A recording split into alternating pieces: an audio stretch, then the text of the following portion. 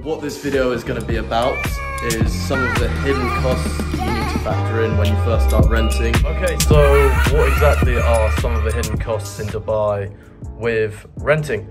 So the first thing to make note of, the Dubai rental market is very different to the UK market. The UK market, you know what you're paying each month in rent, and it's the norm to pay each month. In Dubai, that isn't the norm. You can pay each month, but it depends on the landlord. So some of the less popular areas you can pay in 12 checks or monthly. In some of the more popular areas, I've got to be bi-monthly, quarterly, or even yearly in some cases. So that's the first thing to make note of. But from there, okay, so we're assuming you've agreed a price and the number of checks with the landlord. What are some of the other hidden costs? I actually looked back through my old WhatsApp messages through the agent I was dealing with, as well as the email threads.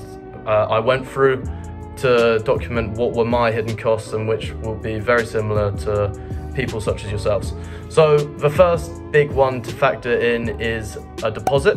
So my deposit was 10% of my rental contract, which was 6,000 dirhams. So that was the first one. The second point is the agent's commission. So the person who is dealing with your property, they need to be paid. So this will vary slightly. Some will be 10% of a rental amount, some will have a fixed rate. So with me, my rate was 5,250 dirhams.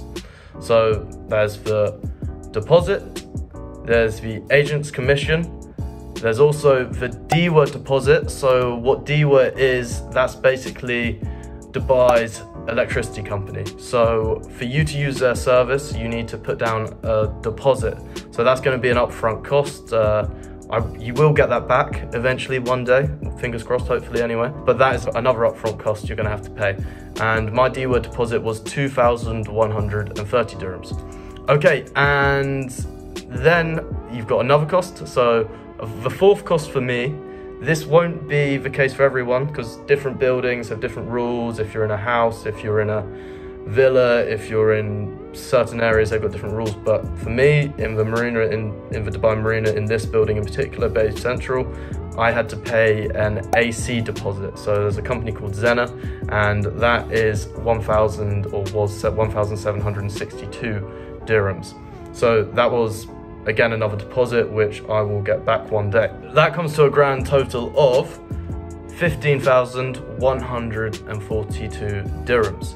So there are a lot of hidden costs which you do have to factor in when you are taking out a rental contract. So that is just something you should all be aware of when you're trying to budget about moving in, etc.